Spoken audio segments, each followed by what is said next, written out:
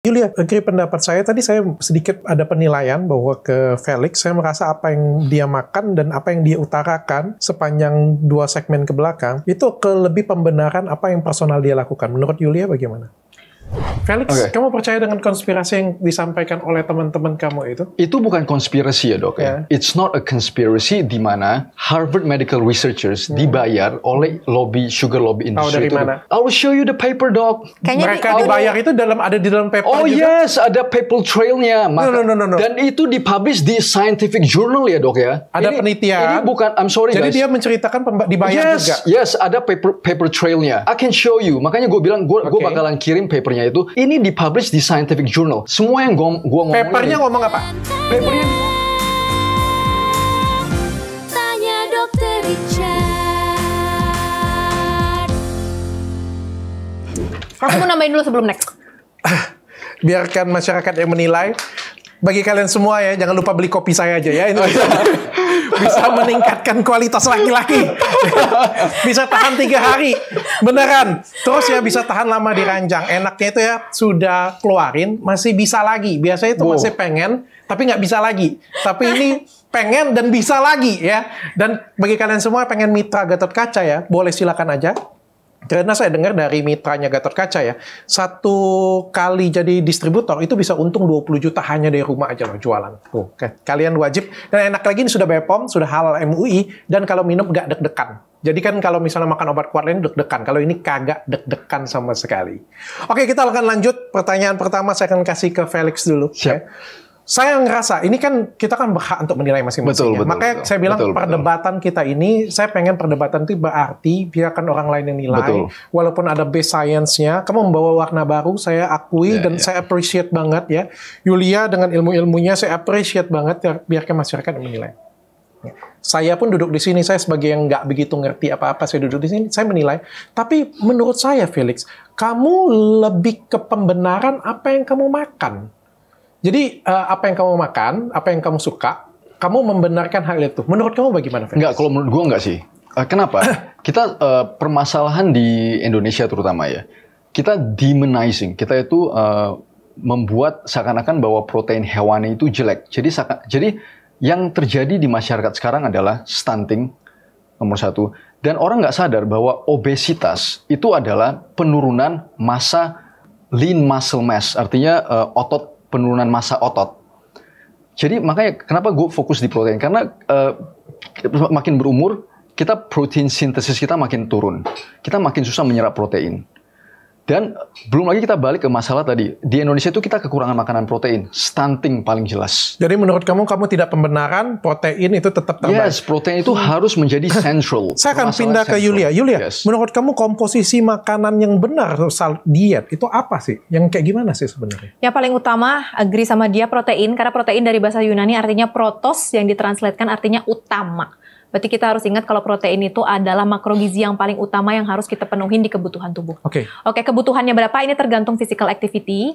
Tapi itu rumusnya juga ada banyak. Tapi coba stick tuh mulai dari 1,2 sampai 1,6 gram protein per berat badan. Untuk awal-awal. Kalau physical activity kayak lifting weight atau apa yang lebih berat, bisa naikin kalau aku pribadi di 2 sampai 2,2 gram protein. Itu karena aku punya personal pilihannya sendiri gitu kan. Mungkin Felix bisa lebih tinggi kayak di 2,4 sampai mungkin 3 gram protein karena dia lebih banyak protein, I don't know. Nah, protein dulu, setelah protein aku sebenarnya ke lemak dulu. Karena kan banyak orang pikir lemak itu buruk banget. Dan nggak semua lemak itu buruk. Selain untuk satiety, lemak itu fungsinya untuk hormonal, cewek untuk estrogen dan lain-lain. Untuk juga distribusi dan vitamin kan, ADK kan. Vitamin ADK itu juga perlu untuk didistribusikan melalui lemak juga. Jadi lemak itu punya fungsi vital yang banyak untuk membran sel dan lain-lain. Penuhilah kebutuhan lemak itu, estimasinya kurang lebih di 20% dulu. Dan itu lemaknya kalau bisa lemaknya dari yang juga masuk banyak antioksidannya kayak alpukat, almond, itu kan isinya nggak cuma lemak doang kan. Ada vitamin, ada antioksidan kayak gitu-gitu. Terus udah gitu baru jump to fiber dulu. Kenapa fiber? Karena biasanya ini yang sering dicuekin sama orang. Sering bener-bener kayak dianggap aduh fiber tuh ganggu nafsu makan, kalau makan fiber gampang kenyang, nanti dagingnya nggak kemakan, nasinya nggak kemakan gitu kan. Jadi banyak orang, apalagi di Indo itu selain orang Sunda, karena aku orang Sunda ya, gampang buat makan fiber. Tapi yang non Sunda aku ngelihat mereka struggle banget makan fiber. Jadi aku saranin fiber. Fiber nggak usah dihitung lah kalau misalkan ribet, at least per sekali makan minimal banget segini. Atau kalau bisa 2 itu lebih bagus. Gitu, fiber dulu, baru habis itu karbo. Gitu. Nah, karbo paling terakhir menurut kamu? Karbo. Jadi karena gimana ya, menurut aku yang paling prioritas dulu kan paling penting protein. Biar orang ingat protein dulu nomor 1. Kedua, protein, lemak, fiber, lalu karbo. Ya. Sama dong. Sama-sama, Yeah, tapi exactly. karbo ini optional. Kalau memang pingin low carbs diet silahkan. Silahkan. Kalau mau nggak low carbs, karbonya mau disimpan 30%, 40%, 50% pun silahkan. Karena based on meta analisis, low carbs atau no low carbs kan sama-sama aja gitu. Saya minta ini tidak dipotong. Saya bertanya dengan Yulia. Yulia, kamu agree pendapat saya tadi? Saya sedikit ada penilaian bahwa ke Felix, saya merasa apa yang dia makan dan apa yang dia utarakan sepanjang 2 segmen ke belakang itu lebih pembenaran apa yang personal dia lakukan. Menurut Yulia bagaimana? Pendapat pribadi? Pendapat pribadi ya, menurut aku ya. Karena dia merasa itu yang paling efektif dan itu yang paling mungkin gampang untuk dijalanin dia secara disiplin, dan dia ngerasa efek ke badannya lebih enak. Jadi mungkin dia ngerasa kalau itu yang lebih efektif. Tapi kalau balik lagi ke based on nutritional guidance juga, sebenarnya dibilang salah nggak salah juga, karena kan kebutuhan protein dan lain-lain juga. Tapi paling yang perlu dicatat kayak fiber, protein, lemak gitu, aku agree, aku satu pathway sama dia mindsetnya gitu. Karena kita mungkin pelajarin juga hal yang sama. Tapi untuk karbo ini menurut aku nggak bisa dipukul rata ke semua orang, nggak bisa. Karena untuk orang-orang yang lifting weight-nya berat kayak aku, kalau harus low carbs mati aku di gym. Aku pengen building booty nggak jadi, dan untuk orang ibu menyusui tidak disarankan low carbs juga, jadi tidak bisa dipukul rata gitu. Karbonya aja sih. Felix, masih dengan pertanyaan yang sama Felix. Saya juga pernah mendengar sesuatu hal yang seperti ini punya dengan metode yang berbeda. Dengan metode kamu yang high protein, seorang saya duduk di sini, orang vegetarian juga akan mendebatkan hal yang sama. Betapa pentingnya vegetarian, beberapa berbahayanya ini kayak gitu punya. Setiap aliran duduk seperti ini punya. Menurut kamu bagaimana? Kalau menurut gue sih, ini bukan aliran sih. Jadi atau menurut saya simpel pertanyaannya, atau menurut kamu berarti orang barat sana makan daging itu sehat? Bukan. Lagi-lagi balance dok. Kan makanya gue bilang, gue makan itu 50-60% protein hewani. Sisanya itu gue banyakin sayur dan buah. Jadi kalau dibilang kalau gue itu pro sekali daging, sebenarnya enggak.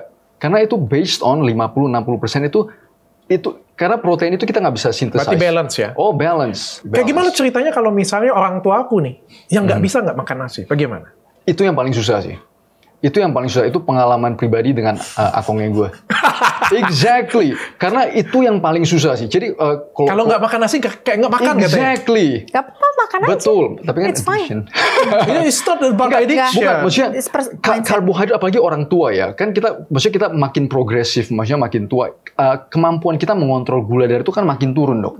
Permasalahannya kan kita harus bisa, kita harus punya disiplin untuk turunin karbohidrat itu, karena makin tua kita makin susah kontrol gula darahnya kita. Itulah yang bakalan rentan diabetes kan.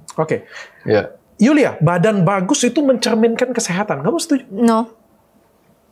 Badan bagus kan itu relatif banget indikatornya. Ada orang yang bilang asal kurus bagus. Ada yang orang bilang super underweight pun cantik. Badan ada bagus orang yang bilang maksudnya badan bagus. Jadi badan bagusnya yang mana? Ideal, tinggi ideal, proporsional. Mungkin gym tapi nggak sampai ototnya gede-gede kayak gitu punya. Itu kesehatannya pasti bagus? Enggak. Saya lempar ke Felix. Menurut kamu badan yang baik selalu pasti sehat? Secara general, yes. Secara general. Karena ini yang paling prediktif ya dok ya. Terutama buat kita cowok.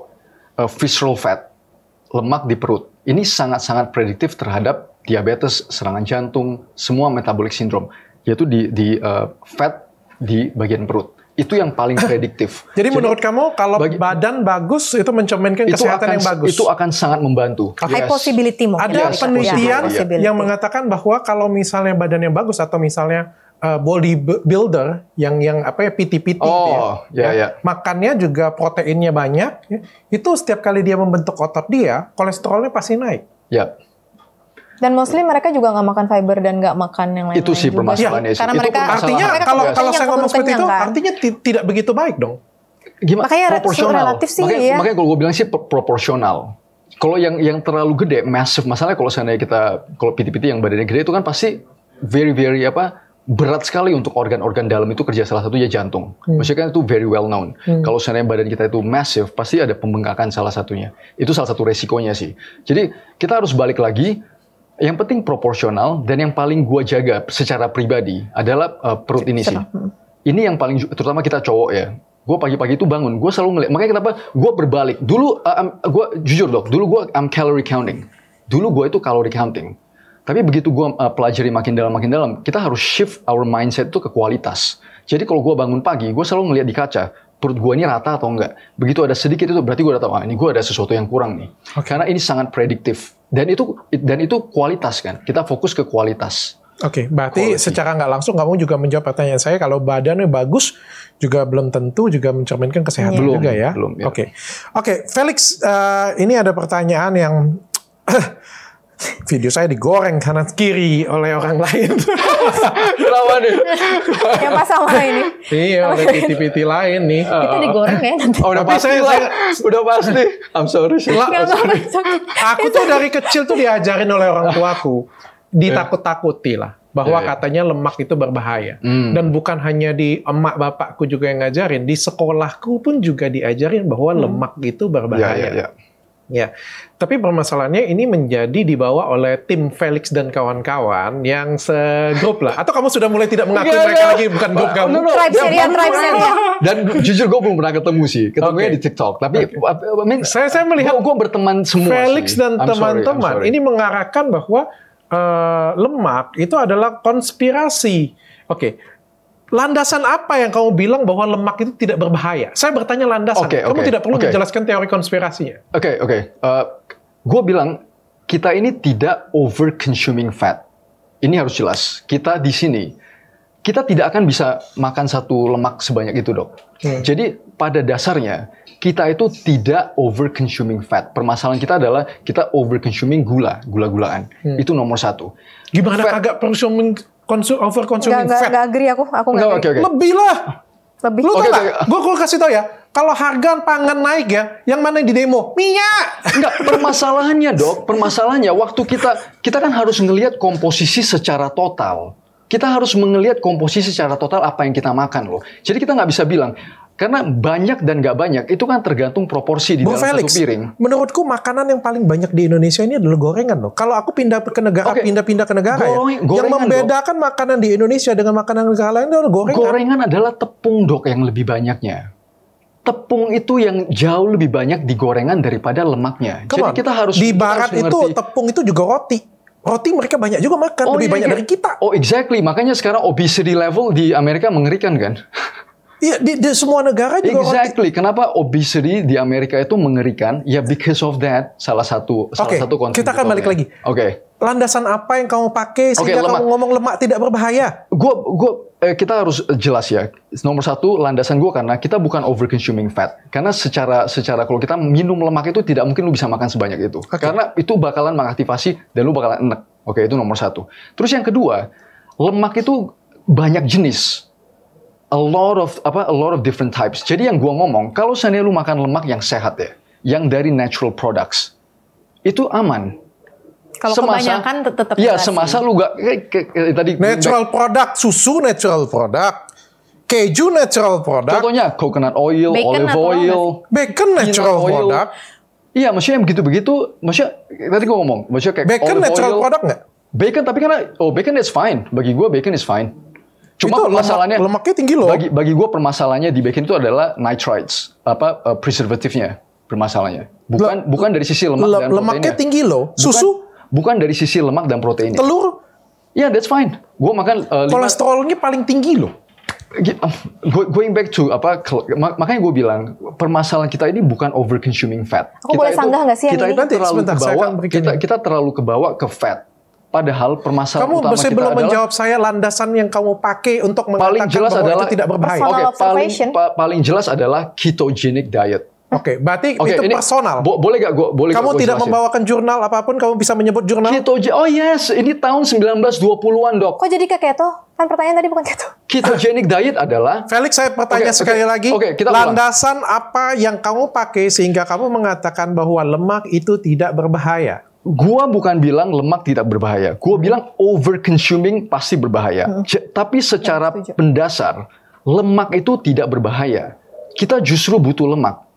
Oke. Dalam komposisi yang pas, Saya tidak okekan itu. over consumption. Terus yang kedua, kenapa ada landasan ini? Ini gue ngomong kenapa ada orang yang bilang bahwa fat itu tidak berbahaya. Landasannya adalah ketogenic diet yang di-develop di tahun 1920-an. Di jurnal New England Journal of Medicine, ketogenic diet ini di-develop untuk mentreatment orang epilepsi, dok. Jadi permasalahan di epilepsi, waktu dulu kan 1920-an belum ada obatnya. Jadi mereka itu menggunakan ketogenic diet, di mana 80% yang mereka makan, dok, itu lemak. 85%, terus 15% protein. Itu stop epilepsi. Jadi landasan dari ketogenic diet yaitu sebagai treatment untuk orang epilepsi. Terus mereka ngelihat, oh ternyata orang-orang epilepsi ini begitu berubah menjadi ketogenic diet, di mana 85% mereka makan itu lemak, seizure-nya berhenti. Apakah Itu makan kenapa? lemak adalah obat epilepsi? Nah, I'll show you the paper. Jadi lemak itu berbeda di badannya kita. Kenapa? Satu, dia nggak naikin insulin, dia nggak naikin gula darah.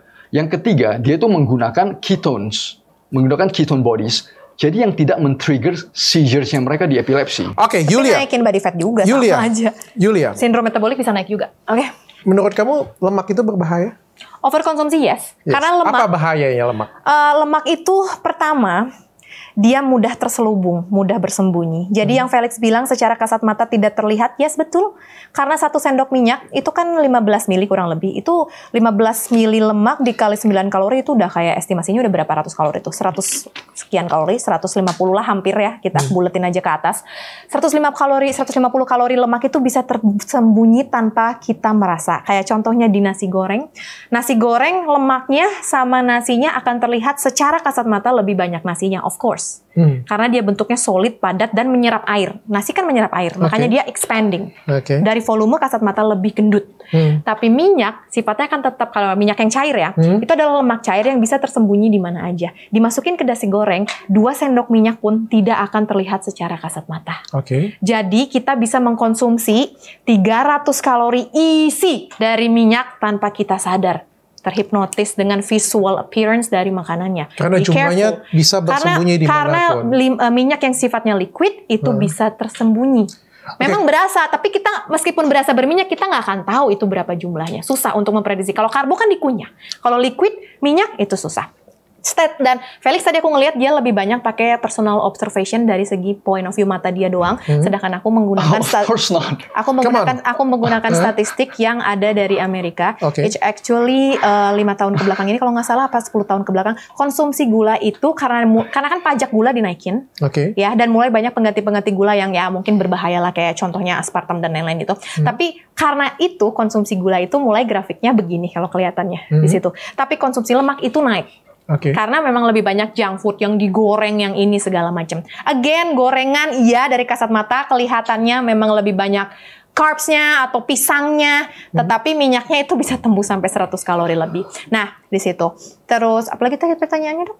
Masalahnya kita nggak tahu kalori itu di berapa di situ loh. Maksudnya gimana caranya? How do you estimate sesuatu yang dibakar di live nanti jangan keluar, biarkan publik yang menilai. Felix, saya pengen bertanya Felix, kamu percaya tentang konspirasi dari lemak yang teman-teman kamu sampaikan? Oh, ada satu lagi belum, aku lupa. Ya, lemak. Kenapa menurut aku lemak lebih bahaya? Karena lemak itu bypass lebih mudah untuk ditabung di dalam sel lemak dibandingkan karbohidrat ataupun protein. Felix, kamu percaya dengan konspirasi yang disampaikan oleh teman-teman kamu itu? Itu bukan konspirasi ya dok ya. It's not a conspiracy di mana Harvard medical researchers dibayar oleh sugar lobby industry. Tahu dari mana? I will show you the paper, dok. Mereka dibayar itu ada di dalam paper juga? Oh yes, ada paper trailnya. No. Dan itu dipublish di scientific journal ya dok ya. Ada penelitian. Ini bukan, I'm sorry guys. Jadi dia menceritakan dibayar juga? Yes, ada paper trailnya. I can show you. Makanya gue bilang, gue bakalan kirim papernya itu. Ini dipublish di scientific journal. Semua yang gue ngomong papernya ngomong apa?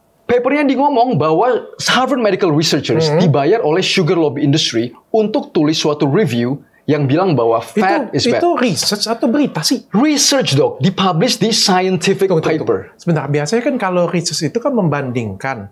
Kalau tadi kan menyampaikan bahwa mau membayar itu yang di research apa ini? Ini kasih tahu saya ya, saya bertanya ya. Research paper-nya bentuknya apa dulu? Naratif review atau Gini expert loh, opinion? maksudnya I'm sorry, gue irritated kalau orang gitu bilang pakai Kenapa? Itu kan piramida evidence based of science yang Ya, membuktikan tapi- seberapa kuat but the thing buktinya is, kan? like that's Nggak, maka aku cuma nanya itu papernya bentuknya apa, karena aku nggak tahu, nggak pernah baca. Satu review paper yang dibayar oleh sugar lobby industry Oh, oleh Harvard expert Medical opinion Research. review itu masih Dan masih itu yang dipakai sebagai basis, Oke. itu yang dipakai sebagai basis untuk menyalakan cardiovascular itu karena evidence sudah mulai muncul dok Oke. di tahun 19 Saya jelaskan bahwa gula itu bahwa ada namanya teori konspirasi dan It's ini not ada conspiracy theory. research-nya. It's not a conspiracy theory. researchnya Oke. levelnya di mana? Expert opinion, Expert opinion levelnya yang low week. menatakan bahwa katanya apa ya namanya industri sugar itu berusaha membayar. Boleh gak gua tunjukin sekarang research papernya? Lampirin aja, nanti saya lampirin. Oke, Karena nanti bukan gua saya share. menilai ya. Oke, nanti gua share. Lampirkan. Yap. Katanya membayar tapi ditolak dan itu Apanya ditolak? berusaha membayar ya katanya ya. Bukan, dibayar. Dibayar. Siapa yang bayar nih? Sugar lobby industry. Oke. Sugar industry lobby. Oke. Supaya Apa? Sponsorship research. Exactly. Oke. Yes. Makanya aku nanya dulu level studinya apa? supaya apa itu masih naratif review apa yang atau disampaikan di sana bukan? supaya apa yang terjadi? Apa itu? Supaya mereka itu mulai shifting. Mereka itu mulai shifting bahwa ada kenaikan ini, ada sinyal di cardiovascular disease di Amerika, di public sphere di Amerika. Cardiovascular tiba-tiba naik.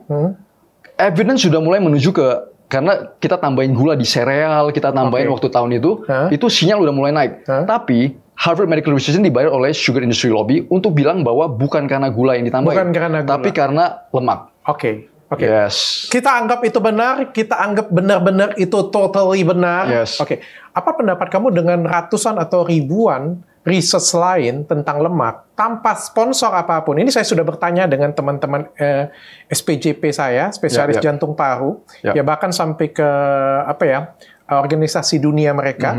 Mereka juga bisa menunjukkan paper bahwa tidak ada relate dari siapapun sponsor yang membayar dan mengatakan bahwa kolesterol, LDL itu berbahaya dan relate pada penyakit jantung. Apakah itu kamu tidak anggap research? Bukan loh.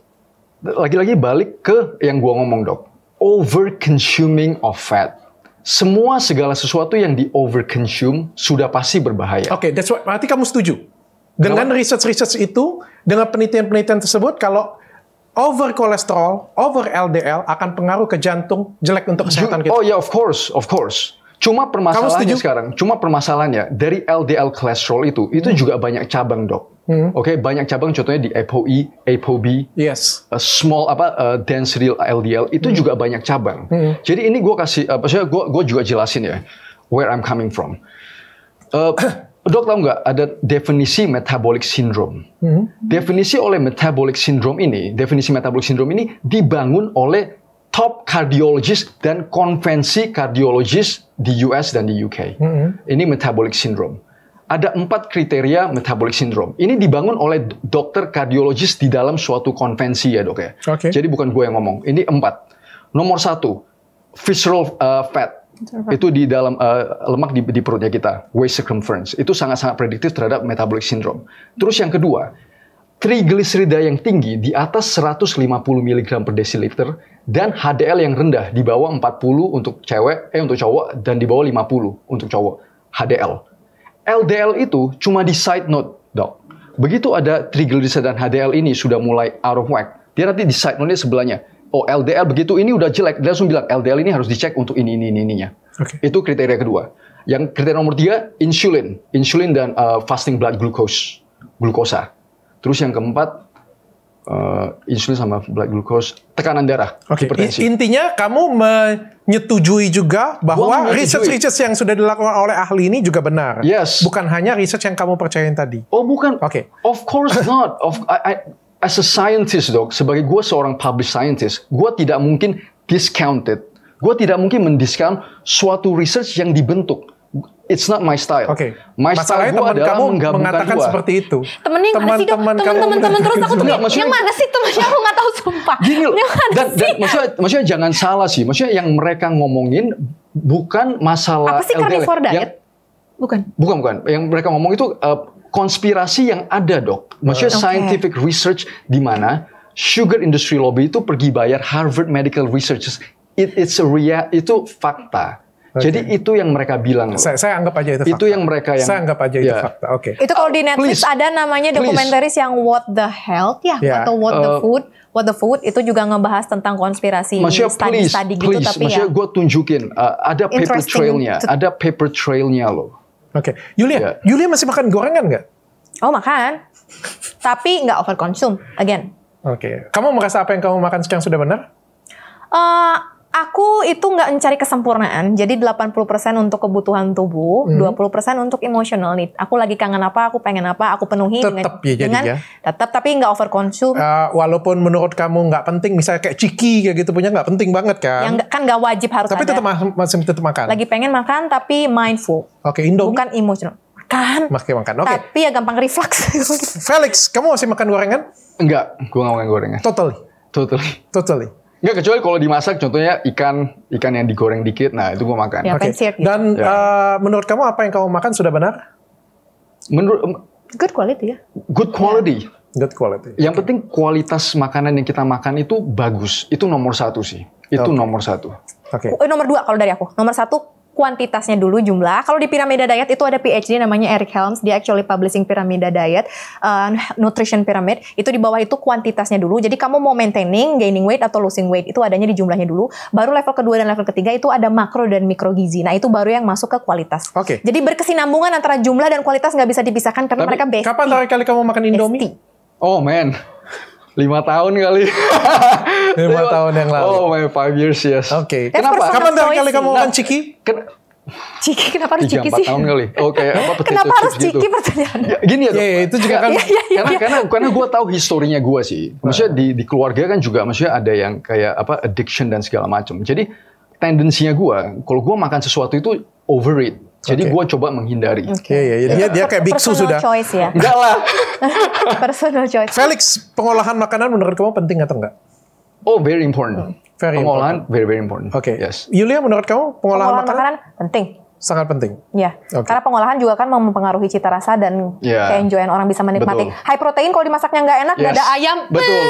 mualnya kayak apa muak. Setuju. So ya, penting. Itu 1000% Dada agree. ayam tuh nggak enak kalau Ternyata bisa juga menemukan kesamaan di antara gitu. kalian berdua. Sebenarnya banyak Sebenarnya kesamaan kita banyak. tahu. Cuma Sebenarnya satu poinnya aja yang Ya, ngegas. mungkin maybe Some. Miss itu Miss Julia ngelihat dari point of view yang berbeda. Cuma intinya kita sih Sama-sama kalau gua ngelihat ya. sih intinya sih sama. Oke. Quality penting. Pertanyaan Quality terakhir. Penting. Mana yang buat buncit? Lemak, gula, atau garam? Felix. Gula. Yulia, mana yang buat buncit? Lemak, gula, atau garam? Jenis buncit itu ada beda-beda, ada buncit karena lemak, ada buncit karena water retention. Kalau karena water retention, of course, konsumsi garam berlebih, tapi itu temporary buncit. Dia turun lagi.